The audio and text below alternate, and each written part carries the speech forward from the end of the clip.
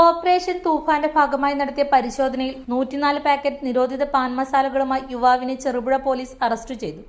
പുളിങ്ങോത്ത് വെച്ചാണ് മുഹമ്മദ് മുവാദ് പിടിയിലായത്.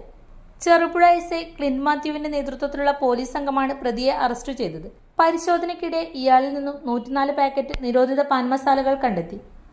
SI Gangadharan, senior civil police ഓഫീസർമാരായ ജോമിൻ തോമസ്, എൻ സനോജ് എന്നിവരും പോലീസ് സംഘത്തിൽ ഉണ്ടായിരുന്നു.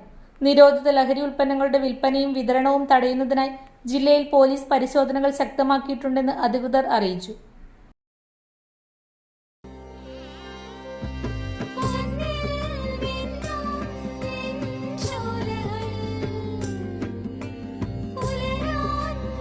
ഇതെനിക്ക് തരുമോ?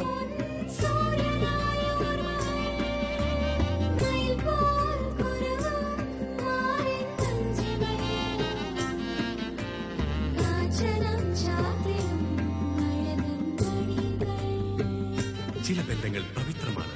കണ്ണും നിറയും, മനസ്സും നിറയും. സ്വന്തം ജോസ്കോ ജ്വല്ലേഴ്സ്. ഇനി സംശുദ്ധമായ സ്വർണം